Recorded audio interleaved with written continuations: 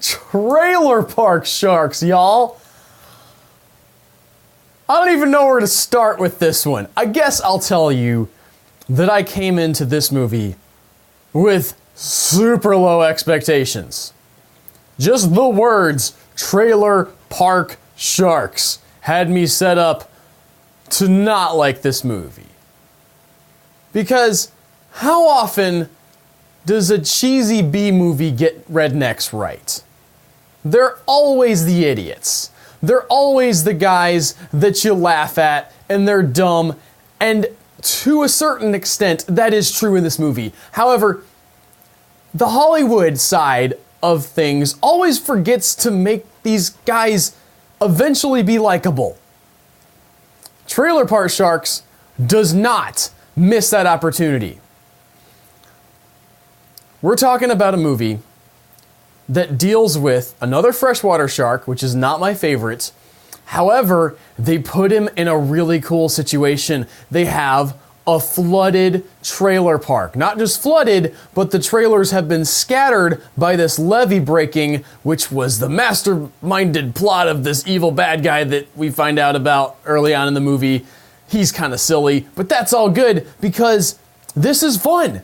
This is legit rip-roaring action fun. Okay, this is exactly the kind of movie you want when you're watching Sharknado week on Syfy and they put the B movies on and they have sharks in them.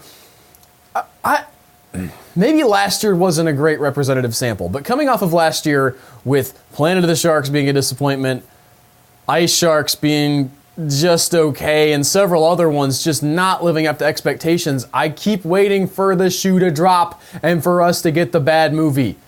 This one isn't it, guys. Trailer Park Sharks does a lot of stuff right. For one thing, it has a great shark villain, okay? A lot of these movies end up either having like a really silly over-the-top shark, like we get in Five-Headed Shark Attack, which is fine, or they have so many sharks that you don't really care about an individual shark and you can kill them off pretty easily. Chainsaws cut through them like wet toilet paper.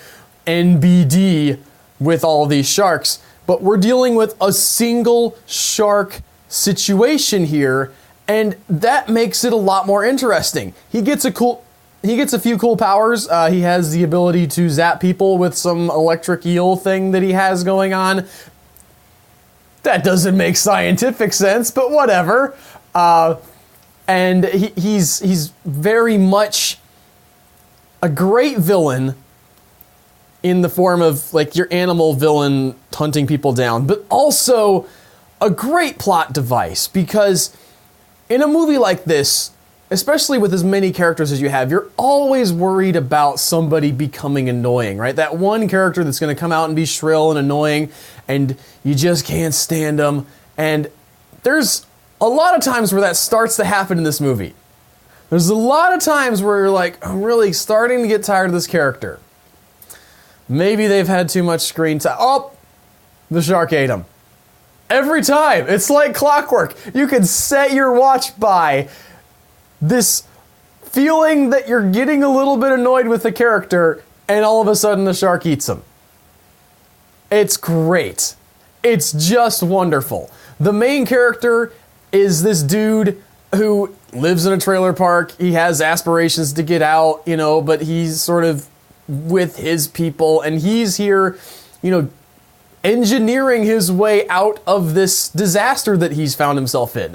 If you want to, this is an overreach, I know, but this is like the super low rent version of The Martian in every sense. Like the special effects are low rent, the setting is low rent, the hero is low rent, but he is solving problems essentially throughout the whole film. He's putting duct tape on stuff. He's finding ways to get back to the people that he's trying to help. Once he gets back there, they're finding ways to take out the shark. There's a whole series of problems that are solved by this guy, and it's really easy to root for him because he's doing stuff. He's not just off, just kind of running around like a chicken with his head cut off and encountering different situations. He's actually actively involved, and that's awesome. There's a Reid cameo, which is almost hilariously bad because they have to throw a Sharknado joke in there. And Tara Reid, no offense, but you don't really come off as a great redneck. Maybe that's a good thing.